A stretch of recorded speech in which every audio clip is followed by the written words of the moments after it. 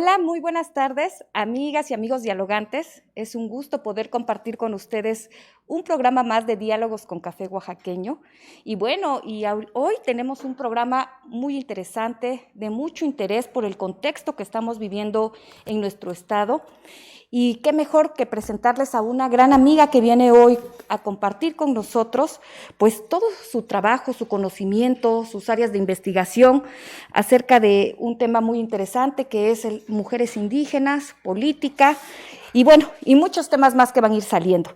Les quiero presentar a Elizabeth Olvera Vázquez. Bienvenida, Eli. Gracias. Una gran amiga, mujer indígena zapoteca, originaria del Istmo de Tehuantepec. Ella es de profesión abogada, activista de los derechos humanos de las mujeres indígenas y actualmente es coordinadora de la Red Nacional de Abogadas Indígenas, RAI. Bueno, ella tiene una amplia experiencia en temas de interculturalidad, de género, derechos humanos y acceso a la justicia de mujeres indígenas.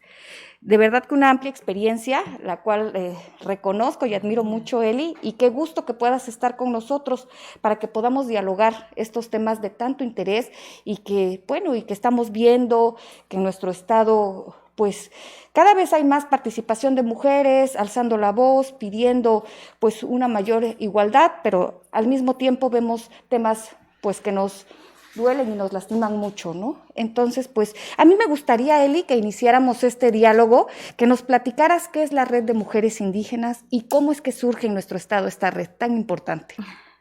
Gracias, pues, Padiushi Sharu. Buenos días a todos, a todas.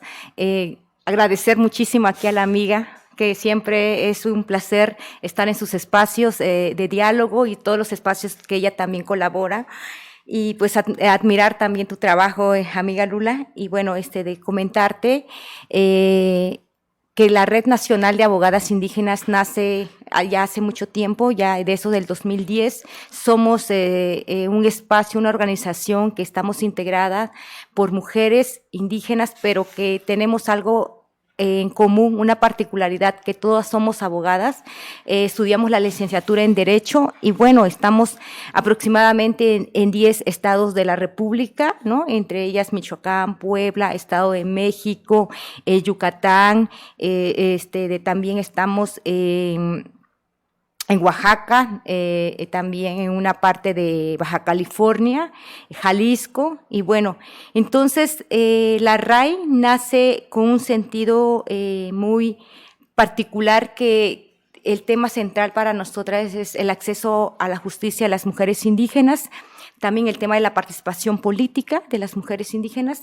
pero algo también que nos tenemos como objetivo es de hablar sobre todo estos temas de derechos que tiene que ver con los pueblos y comunidades indígenas, pero con mayor énfasis en las mujeres indígenas, ¿no?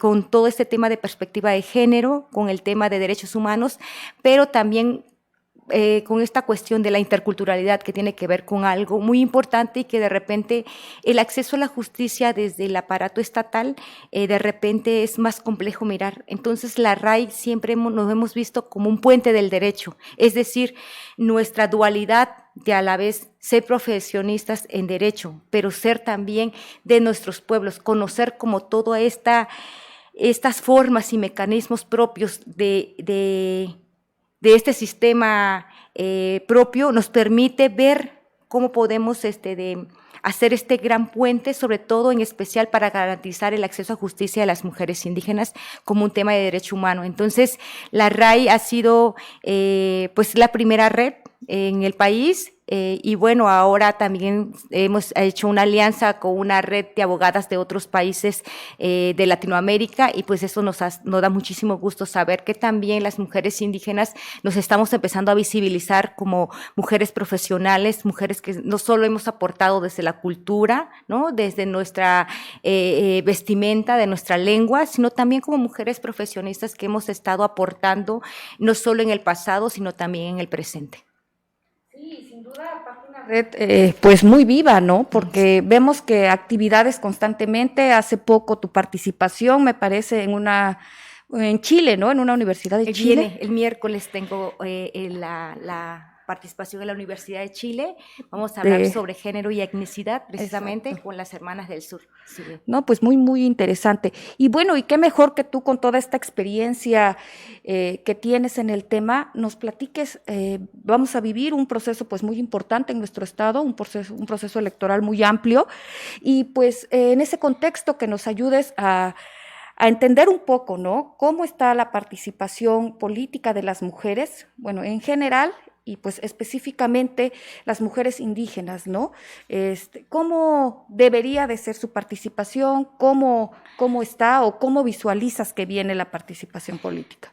Eso es algo muy importante, Lula. Nosotras nos han preguntado siempre qué es la participación política de las mujeres en general, y luego cuando hablamos de las mujeres indígenas, inclusive desde el propio movimiento indígena ha habido todo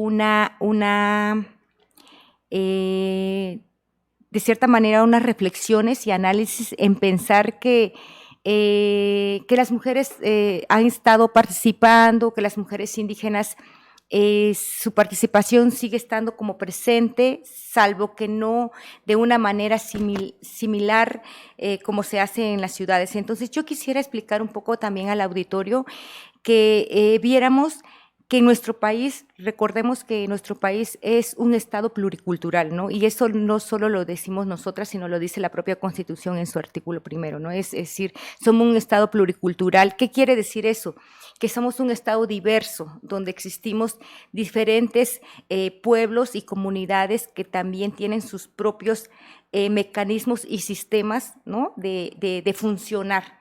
Es decir, también sabemos que en nuestro país pues existen dos sistemas, ¿no? Como dos tipos de régimen, en el cual se encuentra pues el sistema de partidos políticos, que es una forma de participación, y que también es importante mencionar que este sistema de participación política tenemos que entenderlo como cuando se habla de los partidos y todos tenemos miedo como de hablar de la participación política electoral, porque han construido también los mismos sistemas de partidos una forma de mirar mal a la política, ¿no? Entonces, nadie quiere estar como inmiscuido en un tema de participación política electoral, pero no olvidemos que estos partidos son únicamente herramientas, son únicamente mecanismos para poder acceder a un derecho que tiene que ver con la participación política, y es ahí un punto medular donde vemos que precisamente estos partidos, como este mecanismo para acceder, en realidad ellos no ocupan, se convierte en un espacio en el cual únicamente se apoderan y lo empiezan a consolidar como si fuera algo propio y personal, ¿no? Entonces, precisamente ahí viene toda una disputa, ¿no? Al interior de estos partidos en estas tomas de decisiones, y que también ahí hay otro punto que valorar. Esas tomas de decisiones están dadas por, obviamente, en este sistema, que es un sistema patriarcal y que de repente tenemos miedo de hablar de que es en contra de los hombres, y que no es un tema exclusivamente en contra de los hombres, sino de un sistema patriarcal que a su vez tiene mayor control hablando en cuestiones de género, pues en su participación la mayoría de los hombres. Entonces, esta dirigencia que se convierte masculina, quienes deciden en esta toma de decisiones, en estas herramientas de partidos, pues se empieza a convertir precisamente una desigualdad frente a las mujeres, porque ellas no están en las tomas de decisiones en estos partidos políticos, no hay, las dirigencias no están dadas para las mujeres. Existen reglamentos internos, estatus internos que los propios partidos ellos mismos violentan y violan al interior inclusive, ¿no? De sus propios partidos. Entonces, por un lado, este sistema de partido político, no olvidemos que es un sistema hegemónico al final también. Es un sistema de partido político hegemónico en el cual precisamente no fue pensado para la población indígena. En general, hablando de manera general, no, este sistema de partidos políticos nunca fue un consenso como un tema de poder, como un tema de sistema, donde se incluyó a los pueblos indígenas. Entonces, ¿quiénes eran los que tomaban estas decisiones en este mecanismo de de participación política, es decir, era un conjunto de un grupo elitista que al final también la política estaba hecho para la clase dominante, o sea, es decir, la clase burguesa no estaba hecha para la clase obrera ni para la clase menos indígena, ¿no? Entonces, todos esos antecedentes de repente se nos van olvidando porque no estamos, de inicio no tenía posibilidades la clase obrera ni la clase trabajadora para estar en estos espacios, en primer inicio. Pero de ahí, ¿por qué también en las alturas no había participación de la población indígena? Ahora, mucho menos el tema de la participación de las propias mujeres y ahora mucho menos el tema de la participación de las mujeres indígenas.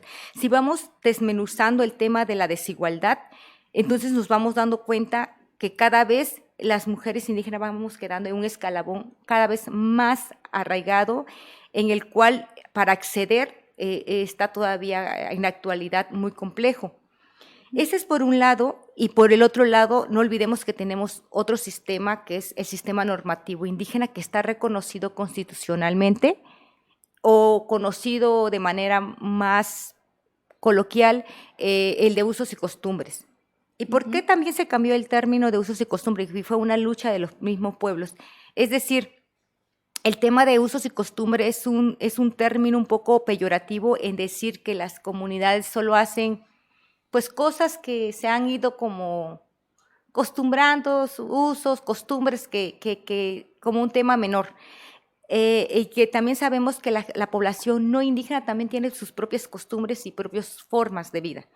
Entonces se cambia al reconocimiento constitucional como un tema de un sistema, es decir, que hay mecanismos propios para regular al interior, es decir, precisamente en el convenio 169 de la OIT, pues se habla precisamente de todos estos elementos, ¿no? La autonomía, la forma de solución de conflictos al interior, hay todo un sistema de justicia al interior, hay todo un sistema también de cómo preservar la cultura. Entonces, todos estos sistemas que milenariamente se han preservado de alguna manera, tiene que ver con un sistema de forma, de fondo y también de disciplina que si bien no es escrita, pero sí ha logrado mantener en nuestra actualidad una forma de preservar, ¿no? Entonces, en esta cuestión, el sistema normativo indígena también tiene todo un reto al interior, porque precisamente la mayoría sabemos que el órgano máximo de una comunidad,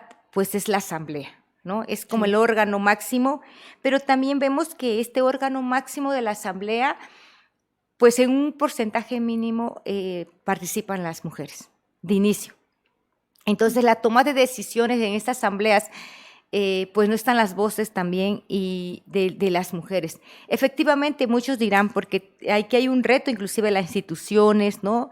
IEPCO, INE, y en todos sus lineamientos, pero ¿qué dicen inclusive algunos movimientos? Inclusive hemos tenido algunos diálogos con los propios compañeros indígenas, que hemos tenido algunas pues diferencias de planteamiento en lo que ellos piensan, que la participación de las mujeres indígenas siempre ha estado y lo han visto como un tema de complementariedad, es decir, las mujeres han estado como, ¿no? Siempre presentes en las fiestas titulares, ellas han sido como las cocineras milenarias, las mujeres siempre son como la comitiva de las fiestas titulares, las mujeres también son las abuelas curanderas, ¿no? Parteras. Entonces ellos dicen, ahí está presente la participación de las mujeres.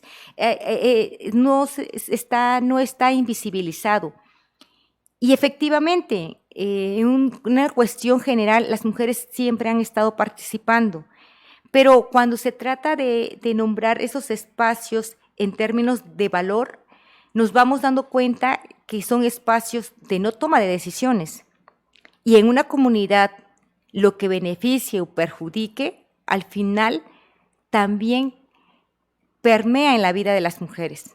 Y es una cuestión donde vemos un tema que no es lo mismo tomar una decisión de manera general y colectiva cuando las mujeres no son las que de primera voz sean las que estén construyendo como esas prioridades para sus propias necesidades. ¿Qué es lo que también hemos hecho desde la RAI en varios estudios? Hemos revisado que la mayoría de las mujeres indígenas han contribuido, pero también en la mayoría de ellas no han podido acceder a ciertos cargos porque de cierta manera están sobrecargadas con varias actividades propias o consideradas propias para ellas, ¿no? Que es la casa, el cuidado de los niños, los animales, el mismo campo. Entonces, aquí la cuestión es de que ellas nunca van a poder acceder a esos cargos de mayor mando, porque para empezar en una comunidad existe también como un escalabón de cargos para llegar como a ser a lo mejor un presidente municipal, un síndico, un alcalde. Tienes que pasar por ciertos niveles de cargo. Entonces, estos niveles de cargos también son pensados desde lo masculino. La mayoría de las mujeres pues no van a querer ser topil. De inicio, porque para empezar el cargo está pensado en estar, por ejemplo, de lunes a sábado y a las horas que te llame el cabildo. Y obviamente en una comunidad no es visto bien que una mujer esté tantas horas en un cabildo con tantos varones, ¿no?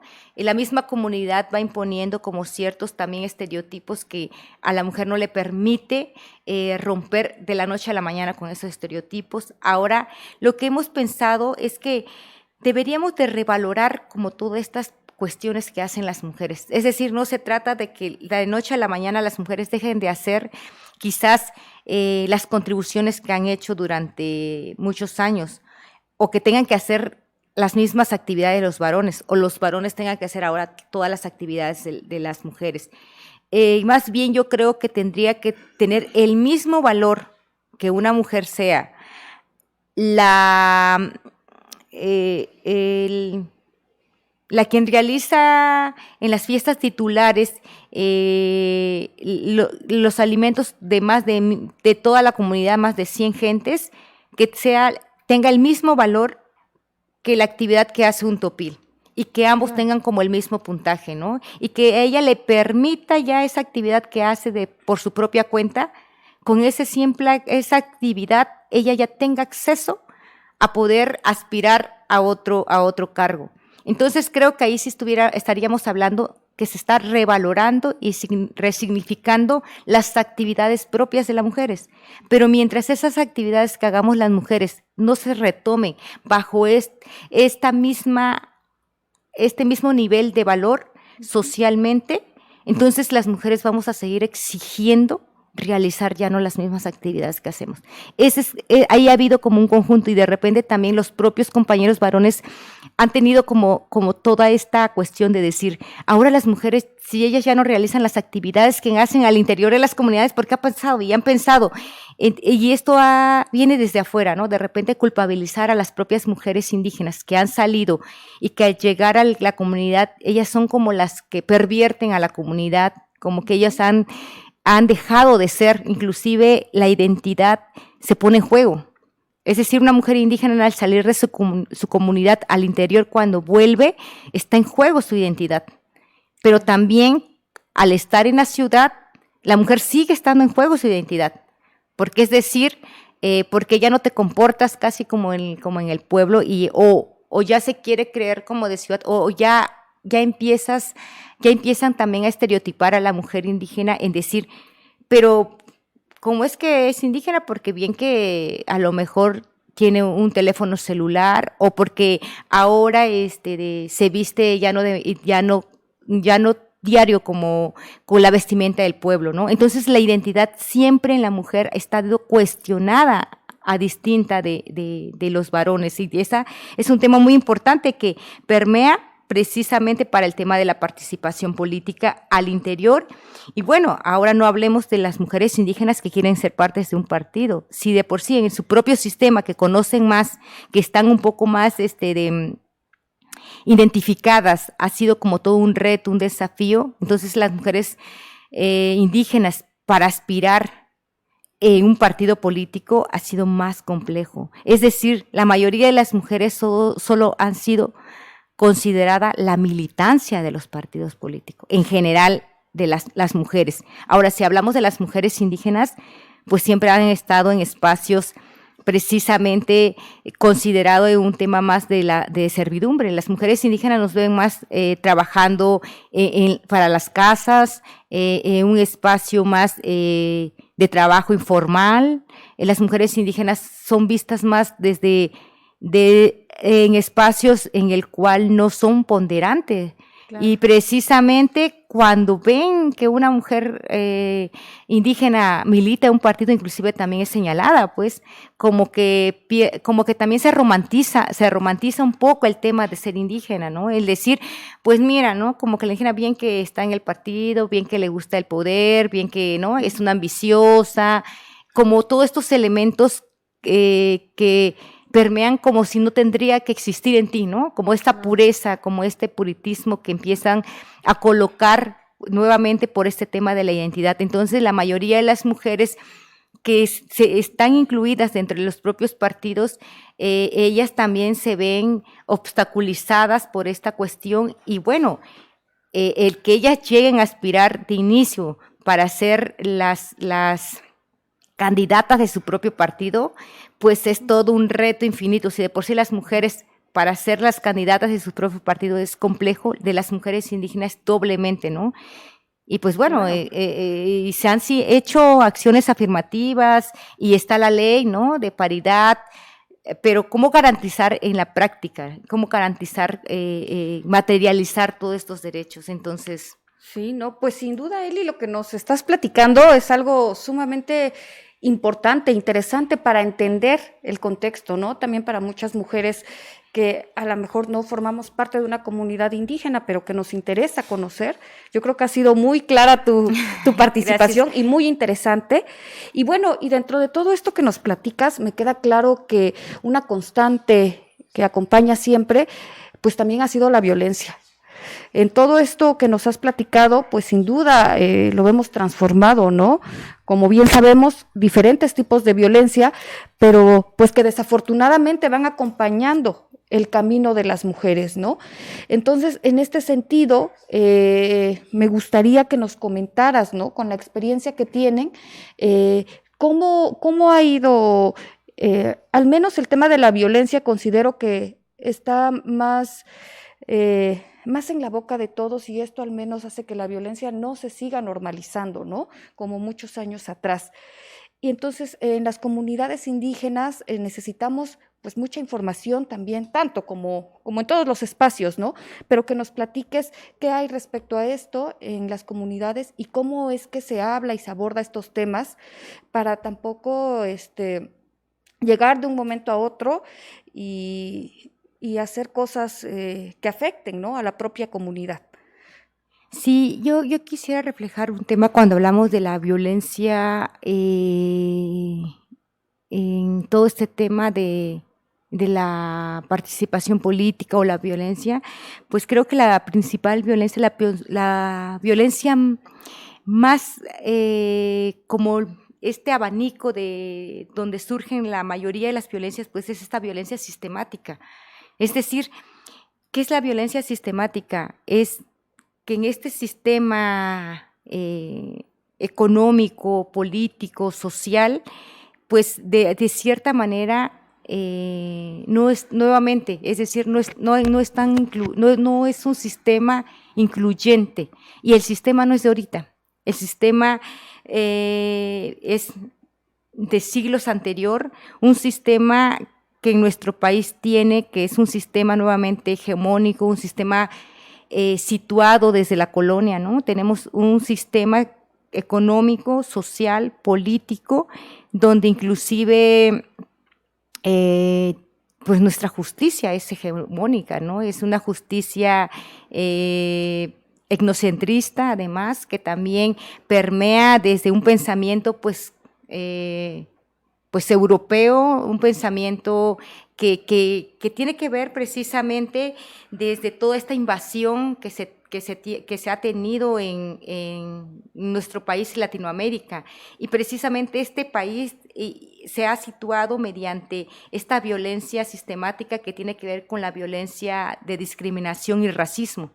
Entonces, ¿cómo vemos el racismo y la discriminación en la actualidad que nos cuesta trabajo y de repente creemos que es una cosa del pasado, ¿no? Es como un tema como cuando hablamos del tema de la esclavitud y creemos que es un tiempo de antes, cuando teníamos cadenas amarradas, cuando vemos en los libros narrados, ¿no? Que no se tenía como aparentemente ciertas libertades. Y en la actualidad, pues decimos, ya no creo que exista, pues, esta esclavitud, ¿no? Entonces, en el racismo y en la discriminación es similar, ¿no? Este sistema que tenemos por lo regular en Latinoamérica tiene que ver cómo se instauró en nuestro país, es decir, cómo estos aparatos de sistema de justicia, económico, social, político, está impregnado ya para que nosotras no accedamos. Entonces, es como cuando hablamos del contrato social, nuestro contrato social en nuestro país, pues hablamos de un contrato social de Rousseau, de Foucault. Entonces, estos contratos sociales emanados por esos pensadores también europeos que si bien han contribuido al mundo, también no olvidemos que esos pensadores, pues, en sus mentes no cabía la población indígena, ¿no? O sea, y para ellos éramos desconocidos, era una población que no conocían. Por lo tanto, por eso no pudimos haber estado incluidos. Sin embargo, en nuestro Estado mexicano, al instaurarlo aquí, pues obviamente nos damos cuenta que desde su inicio, pues nosotros no estamos incluidos.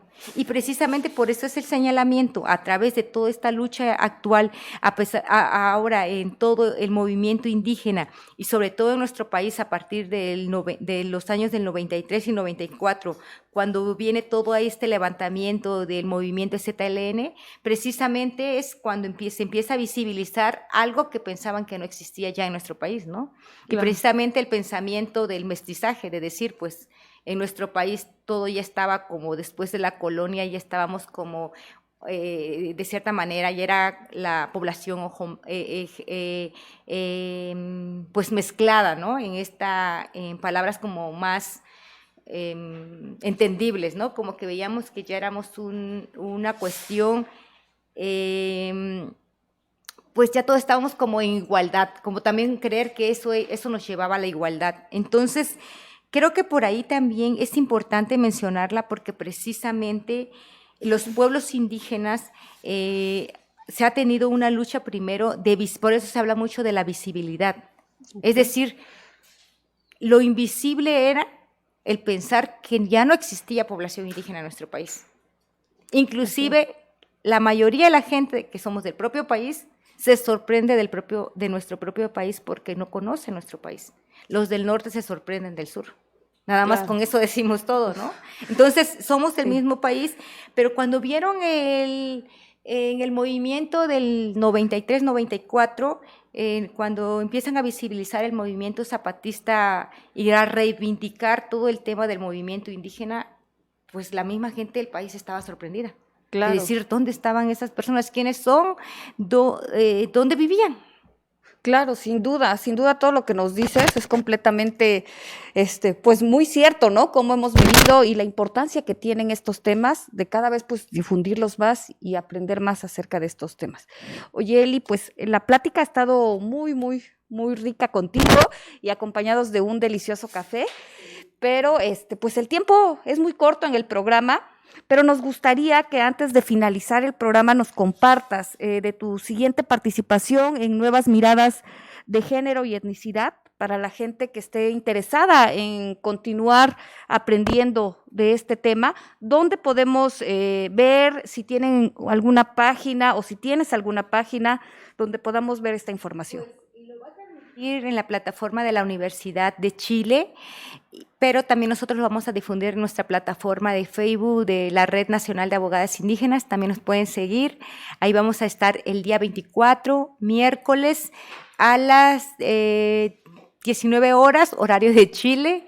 Entonces, ojalá nos puedan escuchar, van a estar hermanas pues de Ecuador, de Guatemala, ¿no? De Chile. Vamos a hablar precisamente cómo las mujeres indígenas rumbo a la constituyente, qué significa, cómo empezar a todo lo que hemos dialogado, reflexionado, cómo empezarlo a subir a un rango constitucional, ¿no? Es decir, que no puede quedar todas nuestras expresiones únicamente como un tema menor, sino tenemos que empezar, así como logramos que constitucionalmente se reconociera nuestra existencia, pues ahora hablar de los otros derechos y comenzar como a colocarlo en esa magnitud. Y bueno, pues vamos a hablar también un poco como el tema del género, porque al final esta mirada y esta construcción pues ha sido también a través de mujeres, pues en lo particular por mujeres no indígenas, y entonces nosotras también necesitamos hacer nuestras propias reflexiones, necesitamos también construir, ¿no?, nuestras propias epistemologías, ¿no?, construir también nuestras propias conceptualidades, definiciones, y que bueno, creo que se han hecho, sin embargo, es necesario como volverlas como a replantear, ¿no?, en este diálogo precisamente cuando se habla pues de toda esta lucha del feminismo, también, ¿no?, como ir reconstruyendo todas estas formas de luchas donde todas estemos integradas, ¿no?, con nuestras particularidades. El hecho de ser mujer no significa no tener, que tenemos que tener todo en común, ¿no?, o pensar que porque alguien piensa distinta divide, sino como ir construyendo desde nuestras realidades y nuestros contextos este punto referencial que tiene que ver con la igualdad, pero en términos de derechos, ¿no? Entonces, pues ojalá nos puedan acompañar y pues sobre todo nuevamente agradecerte a tu espacio, pues que me invites a la charla y pues exhortar, ¿no?, a todos los partidos políticos que garanticen, ¿no?, este tema de paridad, el tema de la inclusión, y pues hay una ley de paridad que no solo está invitando a que incluyan a las mujeres, sino también hay un gran porcentaje que tienen que incluir a las mujeres indígenas, a las mujeres afrodescendientes, ¿no?, a la comunidad LGTB. Entonces, creo que los partidos políticos están en una postura, en un momento medular en el cual puedan en realidad construir y trascender esta forma de hacer política, no como un tema de militancia únicamente, no como un tema de una elección en específica, ¿no?, sino un tema de proceso constante para llegar pues a la democracia. Claro, te agradezco. Sí. Pues muchísimas gracias por todo lo que nos compartiste. Sin duda queda muchos diálogos pendientes contigo, que esperemos muy pronto seguirlos realizando, ya de temas más específicos, y agradecerles mucho también a todos nuestros amigas y amigos dialogantes, y si les interesó el tema, pues sin duda sabemos que Elizabeth está en la mejor disposición de seguirlo compartiendo, pues en sus redes sociales que ya nos compartió. Muchísimas gracias y los esperamos en nuestro siguiente programa de Diálogos con Café Oaxaqueño.